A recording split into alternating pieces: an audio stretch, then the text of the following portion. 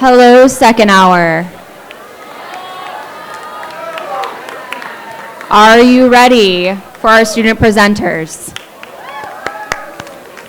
Welcome to the fourth day of the 22nd year of Writers Week. We have a few people to thank before we have our students come up and present. First and foremost, as you've heard probably a couple times this week, you should go home, hug your parents, give them a special thank you if they're a booster. If not, still give them that big hug. We also need to thank our tech crew who have been amazing. So let's give them a quick round of applause as well. Please turn to your teacher who brought you here. Give them a radiant smile. Tell them that they are the joy of your morning. Every day, you get to see them bright and early. And now, our first presenter is Sammy Lee.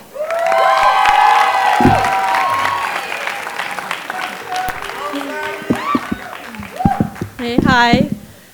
This piece is for every single world language teacher, including my wonderful AP Spanish teacher, Mrs. Houchins. To Mr. Hayes, because he's the best. And lastly, to Nicki Minaj for helping me stay in school. I could talk about anything right now. I could talk about how much I dislike the American education system, or how scared I am of growing up, or maybe the sneaky ways my sister and I take more samples at Costco, or my horrible habit of sleeping for 3 hours after school. But I decided to talk about something I love to learn, languages, because they captivate me. If English is your native language, all these words I'm saying now sound completely normal. But for someone else out there living in a different country, it would sound like gibberish. So many curious and interesting questions I have, like, why is there no exact word for yes or no in Latin? Why is the number 80 in French literally said as 420? Why is there no way to say is, was, or were in Russian? There are millions of languages, but how did they evolve? Plus, if you've ever wanted to learn a language but were just too lazy to do it, here's a basic guide. You need to clear your mind of every stereotypical thing you have heard about each language. Example 1, French. Whenever I tell people that I know French fairly well, all they respond is, ha ha ha, baguettes, bee bee bee. Example 2, German. Everyone seems to think that German is just too harsh and ugly, but every language can sound like that if you think about it. If you see somebody having a normal conversation, but they sound terrifying and are enunciating each syllable angrily, you should probably stay away from them. But if someone is speaking like a normal person, it'll sound completely fine. For example, here's a small part of a beautiful German poem.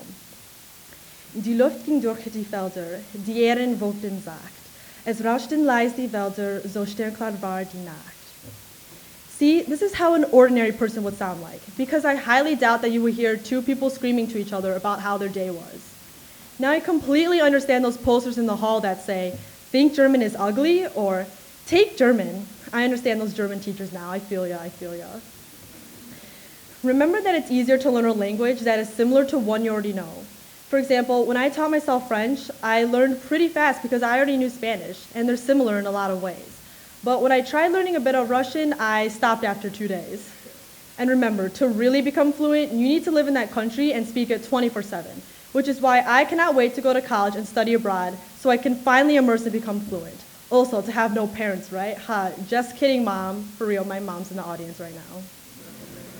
Now, you may be thinking, why would I want to learn another language? I already know English, which is the most important and spoken language, right? Actually, it's Mandarin, which is basically top in business right now. Plus, you would develop confidence when meeting native speakers, learn amazing culture, increase your brain power, and impress people. Plus, what if someone catches your eye and you want to flirt in their native language? Let's go back to French, since you know, everyone thinks it's the language of love. Hint, in order to flirt, if you start with, T'es très jolie, la plus belle fille que j'ai jamais vue, you may have a chance. Also, there are super cool things that don't exist in English. My favorites are compound words in German. It consists of 2 or more smaller words put together to create one large word. For example, you know when you have the chance to tell a funny joke or comeback, but don't remember it until like 4 hours later? In German, it's called Treppenwitz. And if you split up the 2 words, Treppen and Witz, it literally means staircase joke. It's the joke that comes to your mind on the way down the stairs after talking to your neighbor in the hallway 3 floors up. Other cool words are Sitzpinkler, a man who pisses sitting down, backfiven gesicht, a face that needs to be slapped, and my favorite is Klugscheißer. It means know-it-all. But if you split up the two words, Klug and Scheißer, the literal meaning is clever shitter. Then there are French idioms. The French idiom for it's raining cats and dogs is il pleut comme vache qui pisse. The literal translation is it's raining like cow piss. Can you imagine that there are probably hilarious jokes that we're missing out on because they're in different languages? I especially love bilingual puns. For example, I found this cool dad joke on the internet that you may have seen before, and it contains Spanish and English. So the dad comes up to the son and says, "What you got there?" And the son says, "Soy milk." And the dad responds, "Hola milk, soy tu padre." If you don't understand Spanish, yeah, you just missed out big time. And let me just say really quick that swearing in Spanish is 100 times more fun than English. I mean, that's what all the Spanish 4 kids learn from watching El Internado, right? There are so many languages out there that I want to know, but the main ones I will eventually become fluent in are Spanish, French, and Mandarin. The idea of becoming fluent fascinates me. Next year in college, I will study informatics, computer science, and of course, linguistics, which is the study of language structure and its evolution. Even though I haven't gotten everything figured out, I will definitely study abroad. It is wonderful to learn different vocabulary and the different ways that people possibly think with their language. And it is so beautiful. Thank you.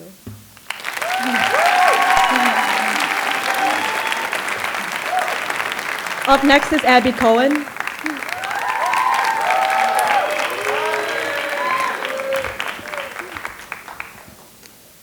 Hi. This is just a piece I wrote. I hope you enjoy it. When I was starting my senior year, I thought that I had it all figured out, that this was going to be my best year ever. Spoiler alert, that's not what happened. But that's a story for another paragraph. Now flashback a few years to the age of 3 when I got my first splinter and I thought that I was going to turn into a tree. I don't know where this idea came from, but I completely believed that if no one got my splinter out, none of my friends would like me and I would have to live in my parents' living room for the rest of my life as a potted plant. But after about 5 minutes of pain ending with my sister saving me from a terrible fate, I realized that most people don't just spontaneously turn into trees because they have a splinter, and that my popularity was no longer in jeopardy. So I thought I knew what was going to happen, but innocent little me actually had no idea. A few years later, when I was about 6, I thought that policemen chased tornadoes around to get them to leave. I had this vivid image of a police car following a tornado down the street in front of my house as an emergency siren rang in the background. Luckily, I am educated enough to know that this is not what police do now. Now I know they do their job without any conflict of interest. At the start of junior high, when I was about 12, I thought that I needed to wear makeup to be pretty. I never had someone to show me how to use it, but I tried. I bought bright blue eyeshadow like every other 7th grader and walked into school with my smudged mascara. Now I realize that makeup was never going to be my strong suit, but that I can find other ways to feel beautiful. Hell, my parents say I look great every morning, although I think they might be a little biased. I had planned to be pretty in one way, yet I know now that beauty can be expressed in more ways than one. Fast forward 2 more years to when I was 14 and thought that the world was going to fall apart because I did not make it onto the Palms team. I thought I was going to lose all of my friends. We were doing different clubs and activities, and I believed that I was going to be alone for the rest of my high school experience. However, even though I did grow apart from many of my friends, I made a lot of new ones, and ultimately realized that it was all for the better. Now I have found a second family on the speech team and have made many friends that, shout out to you guys, and have made many friends that humor me even through all of my stupid jokes. What I thought was going to be the end of my life was really just the beginning. And now back to the start of this year when I thought I had it all figured out. I still had not learned that what you think or expect to happen is very rarely what happens.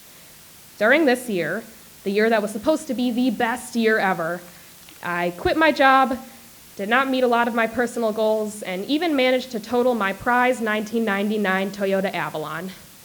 So basically, when you lay it all out, it would look like my worst semester of high school to date. However, I've learned a lot more about appreciating the good things in my life, like my wonderful family that supports me even when I cost them a lot of money in ruining a car. I've got great teachers, role models, and friends around me. So maybe I don't have it all figured out yet. But when I reflect on it all, I never have had it all figured out. even though I may have thought that I did. I don't know what I want to be when I grow up, where I want to go to college next year. I don't even know how to finish this sentence. Well, that works. I definitely don't know everything. I mean, it was only last year that I found out Florida's name spells out Florida. But I have learned a lot of things in my 17 years of life. I know that splinters do not turn you into a tree and that policemen do not chase tornadoes. This naivety I had at a young age has helped me come to terms with not knowing my future. So all of my stupid thoughts from when I was younger to my more sensitive thoughts from when I hit puberty did help me in some way. I now realize that you can have plans, but don't try and have it all figured out. Because who knows? That little splinter that once scared you might just turn you into a strong, independent, and happy tree. Thank you.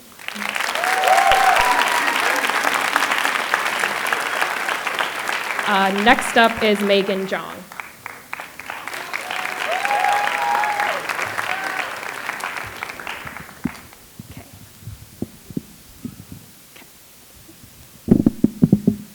So first off, I'd like to thank all of you guys for sharing my first Writers Week and presenting experience. So thank you. Today I'll be reading The Epiphany. As a baby of my household, it's safe to say that I'm used to receiving more so than giving. Since I was born, my sister was expected to share everything of hers with me, and I took it for granted. I got the better toys, easier chores, and a cooler room. She always let me go first, shared her dolls, and never said no. However, I always expected it without ever thinking of being grateful. My sister is in this auditorium right now because she graduated in 2013, but nonetheless, thank you. And thank you to many others who also give but never expect anything in return. My parents, my teachers, and that person who opened the door for me when I walked into Colsey. Today I'm here not only to say thank you, but to also reflect on the moment when I finally realized to appreciate and to be a giver myself when all my life I had received. Before that moment, I was always under the impression that my family and teachers were obligated to help me. I'm not sure how I ended up with this mentality, but maybe it was because I was the youngest one and often overlooked sharing with others around me. I mean, in first grade, I had numerous papermate with a twisty eraser, big 0.7 lead, and shaky Japanese mechanical pencils that I loved dearly. Of course, I can't bear to lend a pencil in fear of a broken piece of lead, you know. My number 2 Ticonderoga pencils were no exception either. Also, 1 granola bar equals not 1 but 2 handfuls of goldfish. Everyone knows that. Only now do I realize that I lived the beginning of my elementary school career counting favors and debts with careful scrutinization, making me no different than Ebenezer Scrooge himself. But it all changed on a beautiful spring day in 2009 back in 2nd grade. At that time, to become a cool kid, you needed to learn how to ride a bike without training wheels.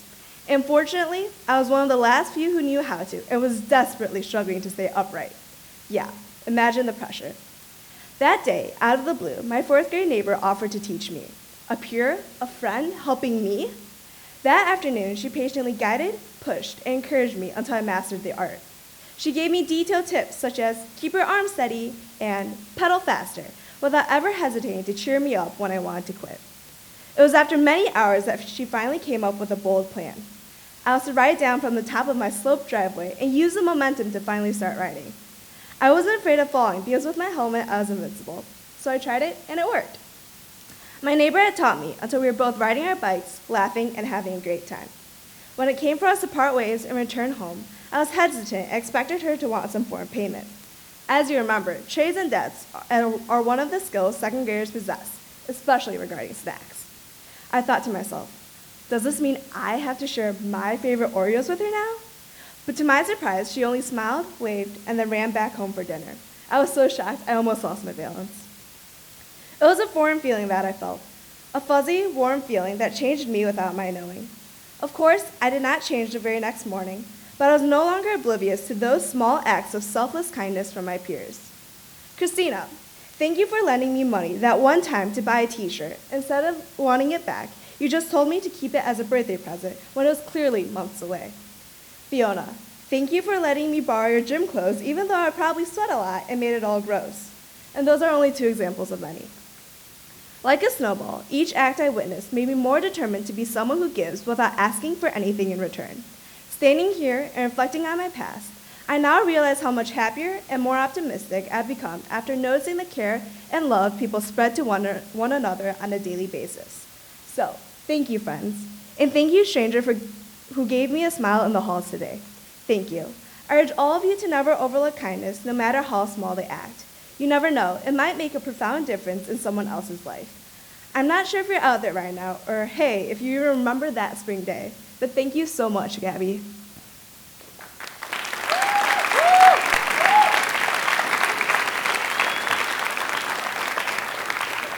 Next up is Sharbik Dutta.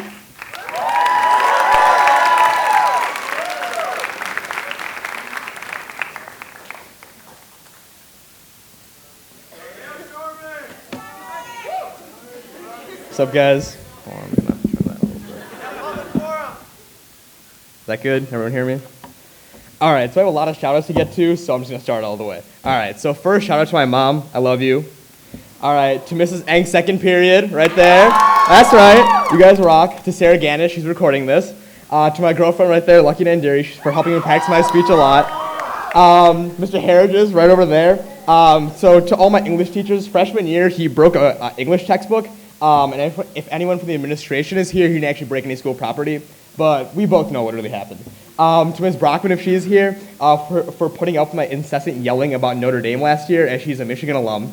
Sorry, but not really. And to Mrs. Eng for putting up with mine and Mingda shenanigans all year. Actually, sorry about that one. All right, let's begin. It was a warm, late summer evening. A light breeze and a cloudless sky were upon me. It was around 7:30 p.m.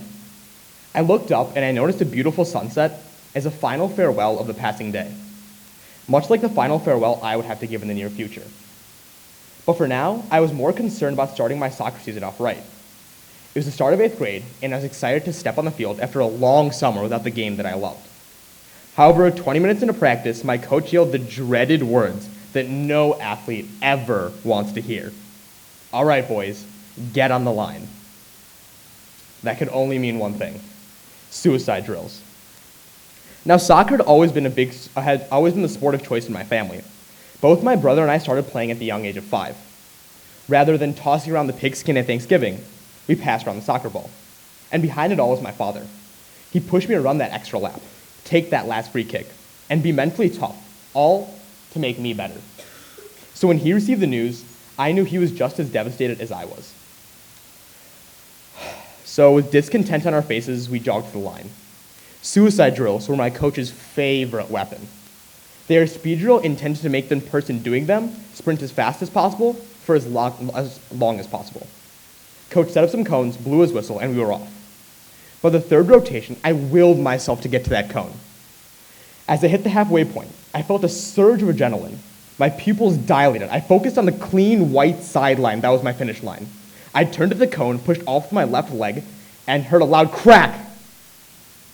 I fell on my stomach and writhed in excruciating pain. I didn't know it at the time, but I'd pulled my kneecap out of its socket. Soon after, I was in the hospital, and the doctor shifted my kneecap back into place. Also really painful. I was going to need surgery, but I was going to be all right. The story would have been a pleasant one had it ended there, but within a few months, I had dislocated my kneecap once more. I oscillated like this, between being healthy and being injured for the rest of that year. Time and time again, I tried to get up after falling down, but after that number hit 5 dislocations, even I began to doubt the legitimacy of my soccer career. I was faced with a major life decision, whether I keep playing and risk my future health, or call it quits and live without the game that I was so passionate about. I was just 15, and I decided to walk away from a part of my life, from the game that was my everything. It was heartbreaking. Facing that reality had been the hardest and saddest thing I had ever gone through. I learned then and there that sometimes life's a bitch, and it takes away things we care about the most without the slightest warning. However, all was not lost. I took the injury as a blessing in disguise. Activities such as debate, vamp, and volunteering slowly filled the empty spot that soccer left behind. Soccer jerseys turned into a debate suit and tie. Regular games turned into everyday mentoring of the freshmen. And selfishness on the soccer field had turned into selflessness in the hospital. My injury forced me to change my closed-off and self-centered persona. It forced me to see my struggles and the struggles of others in a different and unique way. Ultimately, it allowed me to become a more open person overall. All these outcomes resonate from the general idea of broadening your horizons. Whether you have a life-altering moment or not is immaterial. It is the ability to receive new thoughts and ideas without immediately denying them that turns people into kinder, more thoughtful, and more caring versions of themselves. In the end, it isn't so much the idea of how you get there, as it is the lessons you learn from finding the light in an otherwise ominous situation. Thank you. And up next, we have Viba Pandurangi.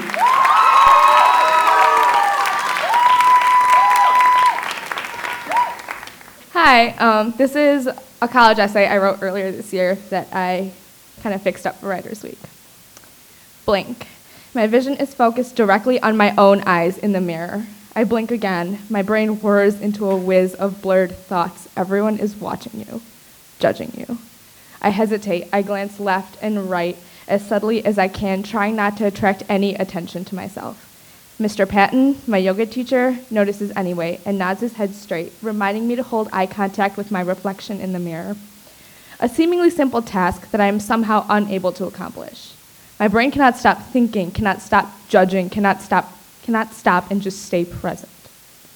His voice is soft but commands the attention of the students in the room as he asks us to sit cross-legged in Sukhasana and close our eyes with our shoulders square in stillness for 5 minutes.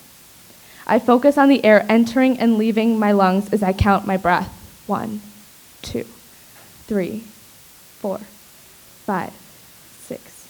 Between inhales and exhales, I notice my shoulders caving in as my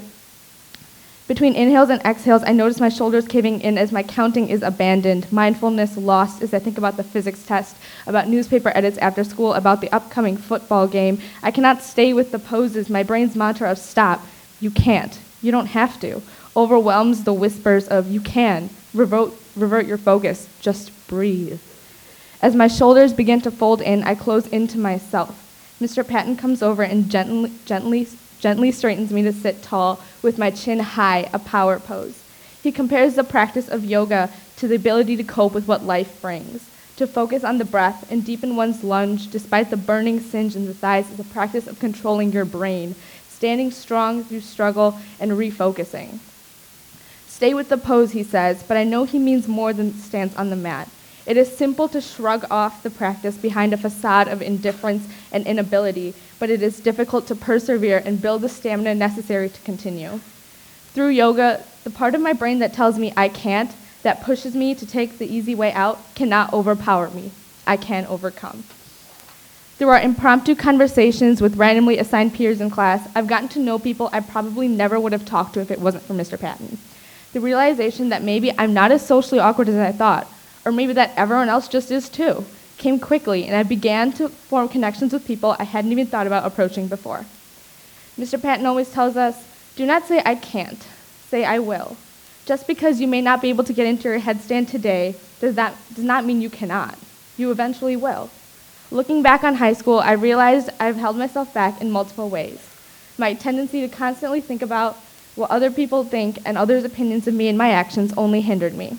It instilled in me a fear of failure, and thus I was even afraid of trying. I was unable to see what I could do in the present, and I was so afraid of failing, especially in front of others.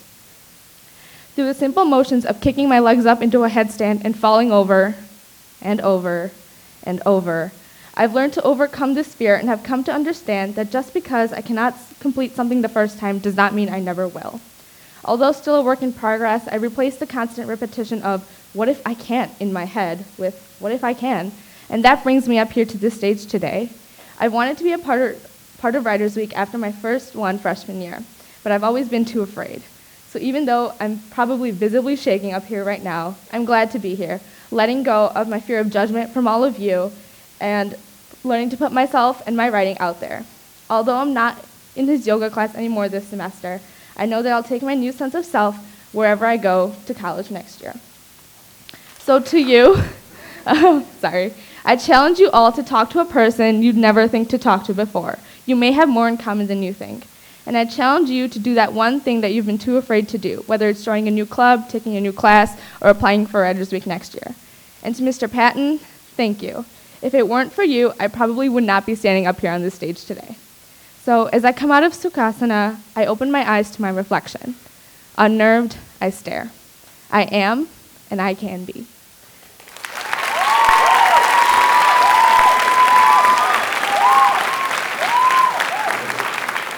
Thank you. Next up is Yagoda.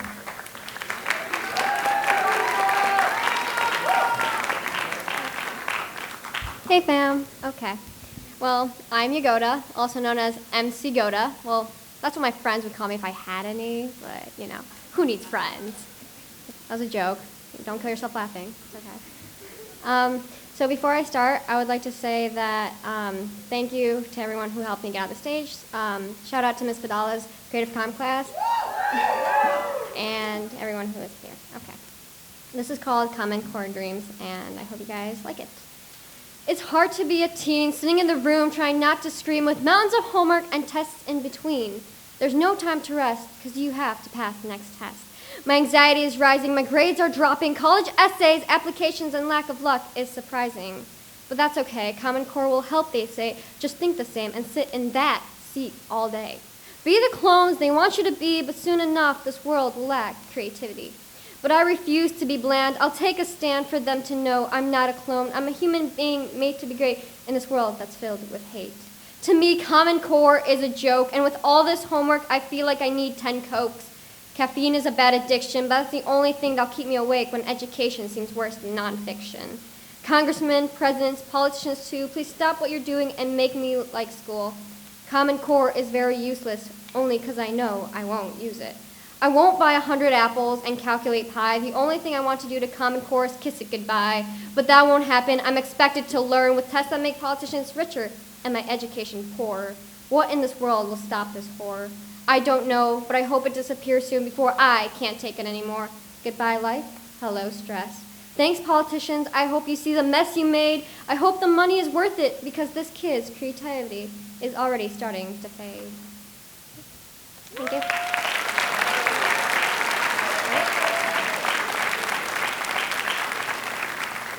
My next Sweetie Swag rap is called College Crew.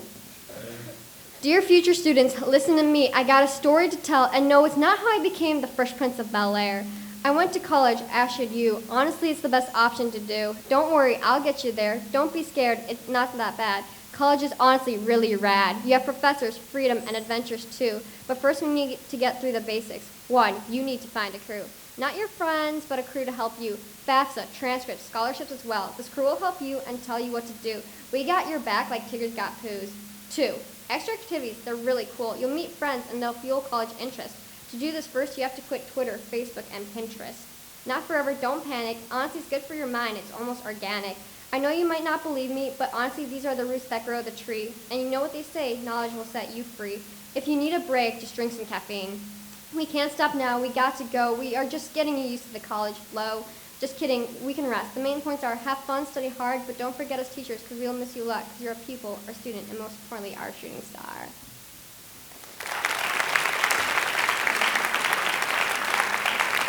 Okay.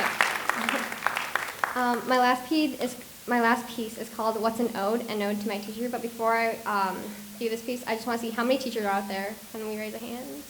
Yeah. All right. Well, this piece is dedicated for you guys. Okay. What's an ode? An ode to my teachers. You taught me lessons from day one. Division is quotient and addition is sum. But the greatest lesson I ever learned is that you're human too. 4 years in this building, and I've seen you work so hard, yet underappreciation is still here, and it is wrong. But you stay strong for the kids who need an education, because this is their foundation. Even with the days you feel like you want to quit, you keep building our hopes while fulfilling your dreams. Someone once helped you, and now you want to help too. I appreciate that, and I appreciate too. Good days, bad days, you've helped me through them all. When Lenny died and the whole class cried, you comforted us saying that George tried his best and tried to put his best friend to rest. Just like you try your best, but you never rest. You're here for me 24/7 like McDonald's and their McCoffee. Yes, you're my teacher, but you're like family too. We all know that one teacher that uses a hammer to scare you. Side note, they use this hammer to smash a car. I guess it worked. I was set straight. My grades soared and life was great. Now I've applied to college, 6 UC, and out of all those colleges, all 6 of them want me. This is because of you, dear teachers, always supporting us teens, the troublemakers, the good kids too. And let's not forget the quiet ones who barely talk to you. And with this UC, even though I never wrote an ode, this is the best ode I can write from me to you. It's okay, it doesn't have to be there around. You do so much already, so please relax and this time just sit in the crowd.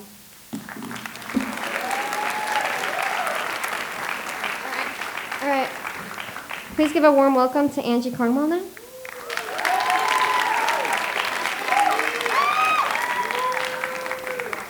Hi, everybody. Okay.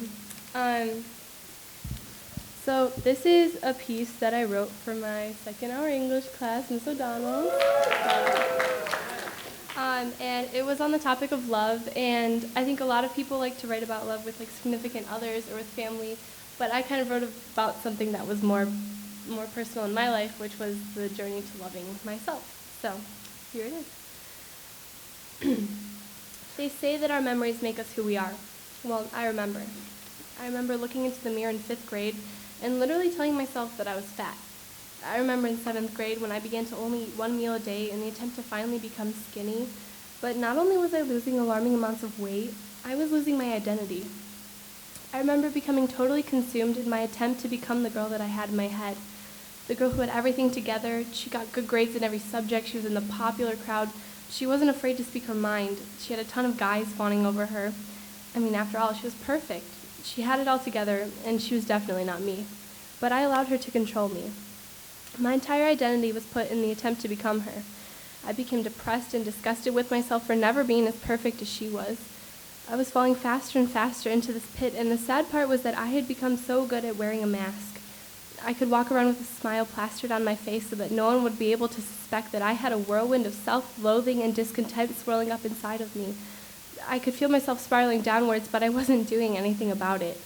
I didn't think that there was anything better for me. After all, I wasn't worth it. I wanted someone to notice the mess that I was in, someone to reach out and tell me that I was valuable, but at the same time I was hiding all of my emotions, disguising them by acting like my life was great. I was trapped in a prison that I had built brick by brick for myself. I had been taught ever since I was little to love my neighbor as myself, but what if I didn't really love myself? See, I've never had a problem loving others. In fact, it's the opposite. I care way too much about other people rather than myself. I'm a worrier, I'm an overthinker, and I often misinterpret simple comments or conversations. But people aren't always as judgmental as we would think them to be. I would often judge myself so harshly while they saw the good in me. They saw someone sing a song beautifully while I saw the girl who messed up her phrasing and was flat on the high A. They saw a girl who was getting A's and B's while I focused on the one test that I had failed. They saw the girl who had a lot of great friends while I focused on the ones that didn't seem to like me very much. See, I would always focus on the negative rather than the positive, ultimately bringing myself down even more. Eventually, I realized how stupid I was being. One day after a singing competition, I was talking to my voice teacher and going through each part, telling him every mistake that I had made. He stopped me and told me these words which have really stuck with me. Angie, how many notes were in that song? Maybe 170 or 200? Well, you messed up on 3 or 4, and you're going to sit here and tell me about those rather than the couple hundred notes that you sing beautifully? See, what he was telling me is that I was beating myself up over 2% of my song rather than being proud of everything that I did well. But what he said that day doesn't only apply to performing. We as humans tend to focus on 1 or 2 things that are going wrong in our lives rather than realizing all the things that we've been so incredibly blessed with. This is something that I have to continually remind myself of as I have rough days and begin to overthink and worry about the woes of life rather than its joys. And the joys will often outweigh the woes when I just take a few minutes to remember how blessed I am to be living the life that I am. Recovery is never an easy task. It's still an everyday struggle to overcome the voices in my head telling me that I'm not good enough. I'm far from being able to say that I truly love myself, but who can really say that? We all have flaws and we all get down on ourselves for that.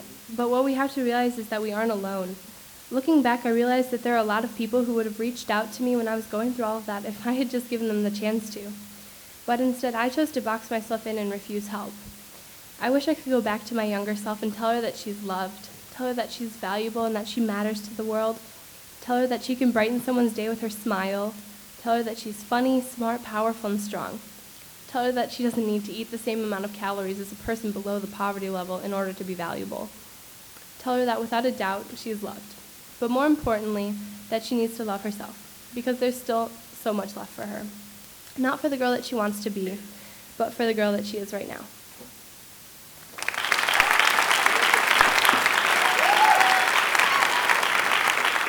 Up next is the amazingly and fantastically talented Angela Rublitis.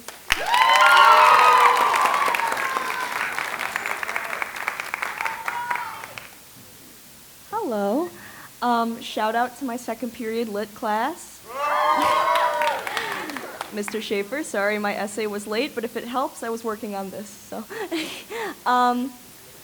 So this is a poem I wrote about my body in Creative Commons.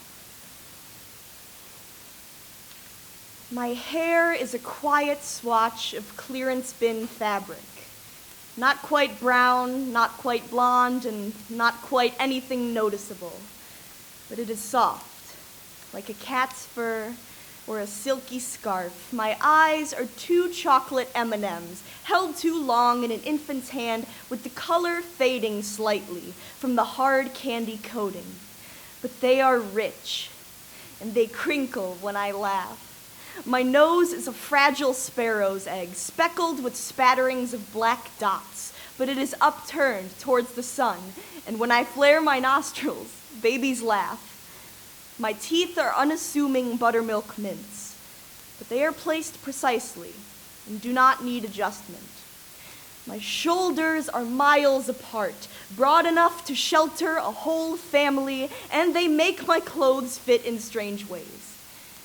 But they are solid and they are tense, with years of trying my hardest. My stomach is a protruding backpack put on the wrong way by a preschooler on his first day of school. It leaves a tiny bump in any clothes that are slightly form-fitting. But it keeps me warm, and my boyfriend says that he loves holding me. My hips are a weather-worn suburban stretch of road, pale red cracks crisscrossing in a stretchy illustration of chaos. But the girl in my gym class lifts her arm up to stretch, and she too has marks, just like mine.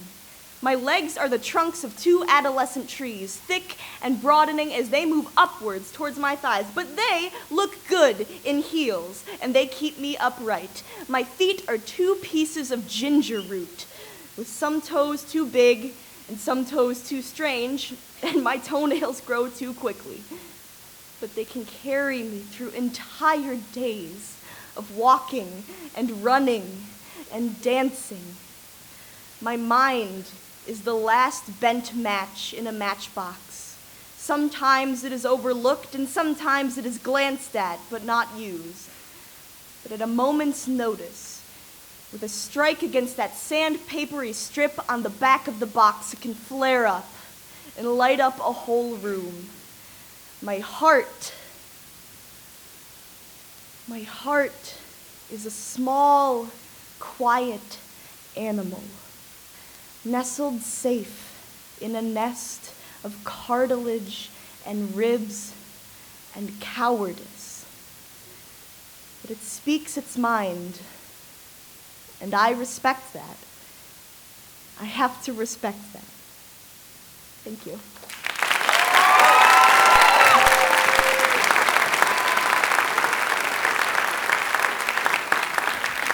Okay, one more big round of applause for all of our writers.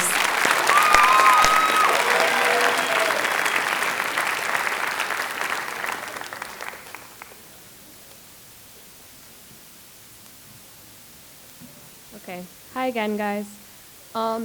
This is kind of a slam poem that I wrote. Never really written slam poetry before, though, so it might be kind of rough. And also, there's a lot of changes I would make to it, but it's a rough draft. Girls Who Code. This club came to my school this year. I hear about it quite a lot, but from boys giving their opinions. Oh, well, they can't exclude us. There needs to be a guys who code then. This isn't equality, it's like reverse sexism.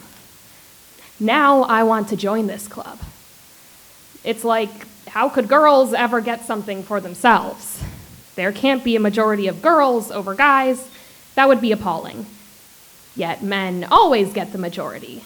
In Congress, as business leaders, as presidents, better salaries.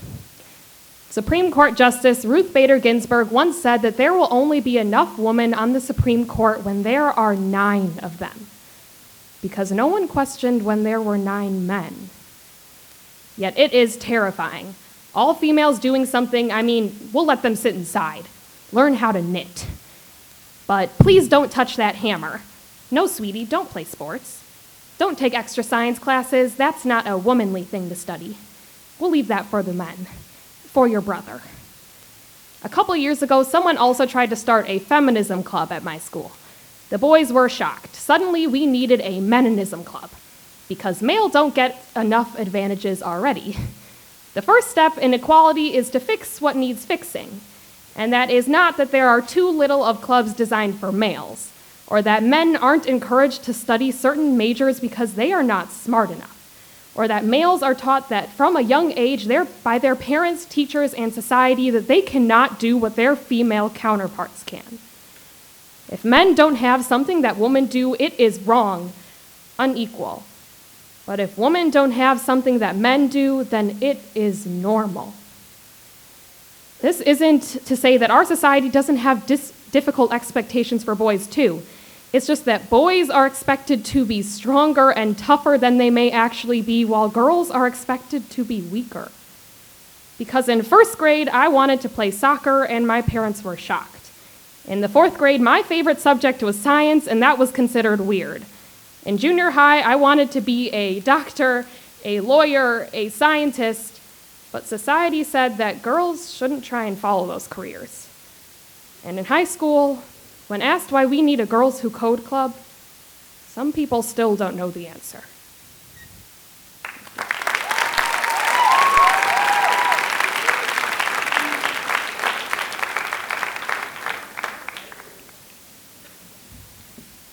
Okay. All right, so this piece I wrote for my Creative Comm class, and it talks about our favorite place, so you guys get to listen about my favorite place. Yay. Okay. The cold, crisp, and blue waves crashed against the stone-cold rocks. The symbiosis of nature screamed about a romance that had been going on for years. The green grass falling down layers, and rolling hills on the ever-so-lively premises. It eventually fell into the tiny grains of sand, some dry from exhaustion, and others wet from the waves' tears. As for the jagged, sharp rocks, they gleamed from the sorrow that caused the waves. They wouldn't want to be smooth again until the walls were built up once more. However, eventually they would be worn down. This favorite place stretches for miles, and it seems to never have an ending. The sun and sky always at peace, shining bright with happiness, embedded in their non-existent bones. One person can find the true meaning of calmness. All these things working together is what makes the flowers shine radiantly. The splashing of colors of vibrant pink, blue, purple, mixed with green, defines the reason why butterflies that are packaged with sorrow and tiredness stop to rest here. The vibrant colors, so gorgeous and filled with life, overjoy the butterflies again. Even the fish and the turtles splash around in coexistence, because they know out of all the million places they can swim, they would rather swim with the broken waves and gleaming rocks. And I know I would also like to be here.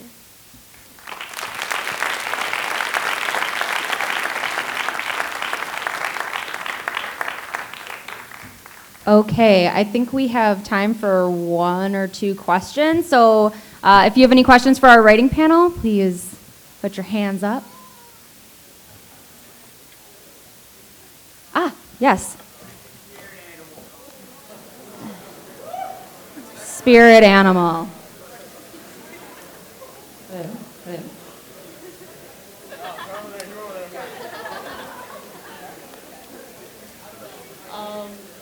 I guess I feel like I'm maybe like a deer. That's not very creative, but deers are nice. Sea turtle all the way. Sloth. Quokkas, because they're the happiest animal. Bernie Sanders.